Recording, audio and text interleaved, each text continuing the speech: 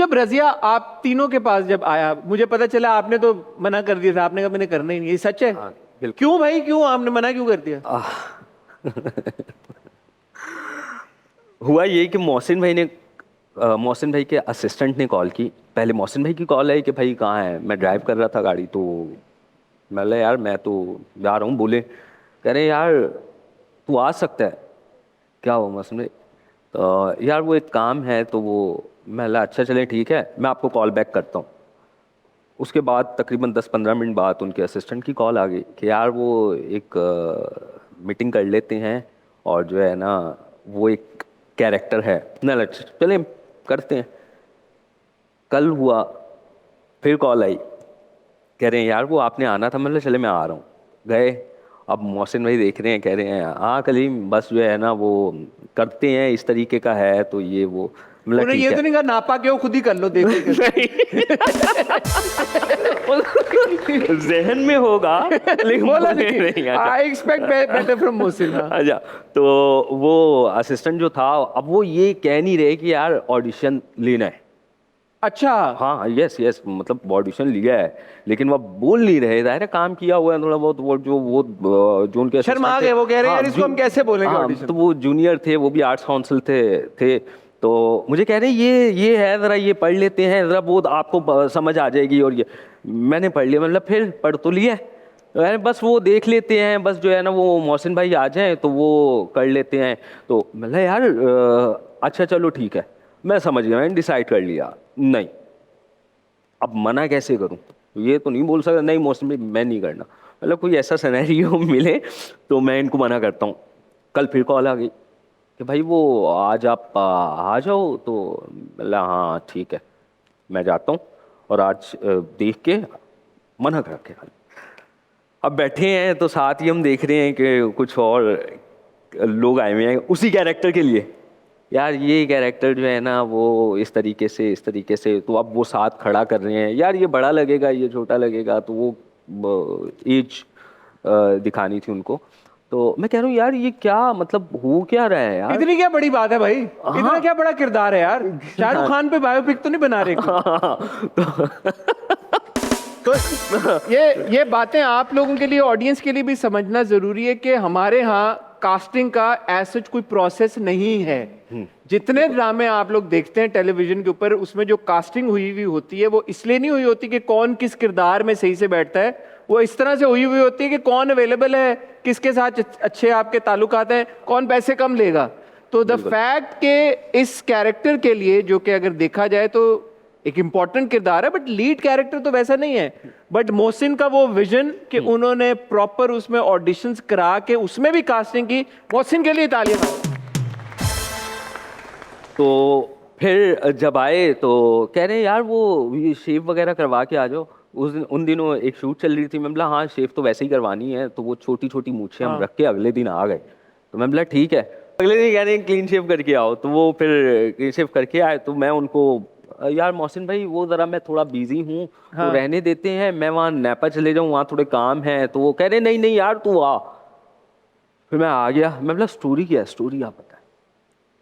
फिर उन्होंने proper story बताई। 6 ईपी जो थे वो प्रॉपरली उसका स्क्रिप्ट मुझे भिजवाया कि भाई ये है। फिर आपने कहा कि यार ये तो मैं ना नहीं कर सकता।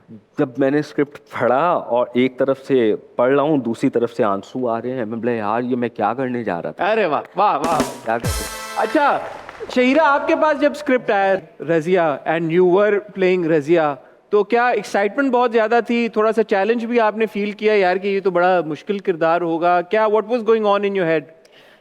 देखें एग्जैक्टली वो दिन जब मुझे बुलाया गया ना, मुझे रात के 12 बजे आएगा और कॉल फ्रॉम समवन कि आपसे मोहसिन साहब मिलना चाहते हैं, तो अगले दिन मैं चली गई।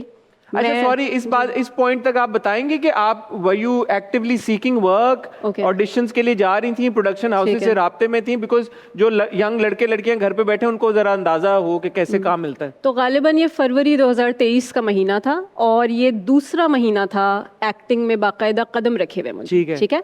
उस वक्त मैं इस्लामाबाद में मुकीम थी और इस्लामाबाद से कराची आई थी, वो फिल्म का जिसका मैंने जिक्र किया उसकी शूट पे आई थी। तो मैं जस्ट बाय द वे मिलने चली गई थी। तो ये आपको काम कैसे मिल रहा था?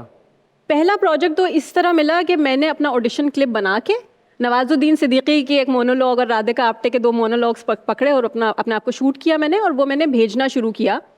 एक डायरेक्टर हैं, I don't know if I can mention his name, I think Khizar Idris उनका नाम है, बादशाह बेगम। बिल्कुल बिल्कुल। मैंने गूगल करके, कोई कनेक्शंस नहीं है मतलब मेरे, ठीक है, Google is my best friend, तो गूगल में मैंने उनकी सीवी ढूंढ निकाली और उनकी सीवी पे उनका नंबर ढूंढ निकाला वाह भाई। और उनको व्हाट्सएप किया बहुत तमीज तरीके से, ठीक है, और उनको मेरा ऑडिशन पसंद आया तो उन्होंने फिर इवेंचुअली एक चैनल को भेजा। अच्छा, रैंडमली यूं बस ऐसे ही? जी जी, लेकिन मेरे मैसेजेस बड़े प्रॉपर होते हैं ना, तो सामने वाला सोल्ड हो जाता है, ठीक है बिल्कुल। तो उन्होंने मेरा ऑडिशन एक चैनल को भेजा जिसके तहत मुझे अपना पहला प्रोजेक्ट मिला। मिस नहीं मिला? जी जी, उसी प्रोजेक्ट के जो कास्टिंग पर्सन थे उनसे मैंने कराची में एक मुलाकात की दरख्वास्त करी थी उसी चैनल के ऑफिस में। तो बहरहाल लॉन्ग स्टोरी शॉर्ट, मैं उस चैनल के ऑफिस में बैठी हुई थी, एक खातून आती हैं मुझसे कहती हैं कि आप मुझे अपने ऑडिशंस भेजें। मैंने वही नवाजुद्दीन राधिका आप्टे के ऑडिशंस उनको भेज दिए। शाम का 4 बज रहा था, मैं घर गई, अपने काम करके सोने लगी थी। रात के 12 बजे मुझे उनकी कॉल आई है कि मोहसिन साहब wants to meet you. somehow that audition made it to yes, Mohsin? Within a span of a few hours. यार ठीक है।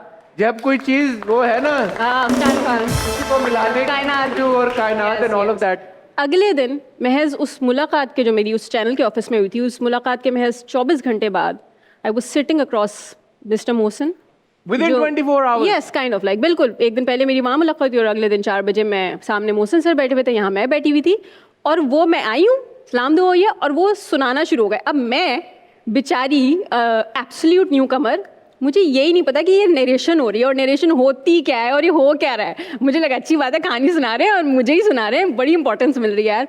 सही है, सुन ली कहानी, और गूज बम्स। आखिर में कहते हैं हाँ तो तू बता, सही है फिर? बहुत अच्छी है। ये पूछे कौन सा रोल, कौन से कैरेक्टर? बस वो एक अंडरस्टैंडिंग नॉन वर्बल सी डेवलप हो गई थी कि रजिया के लिए यू आर रजिया। जी जी। अरे वाह यार, ये बहुत ही जबरदस्त कहानी, बहुत ही। और अरमान, आपके पास कैसे पहुंचा रजिया?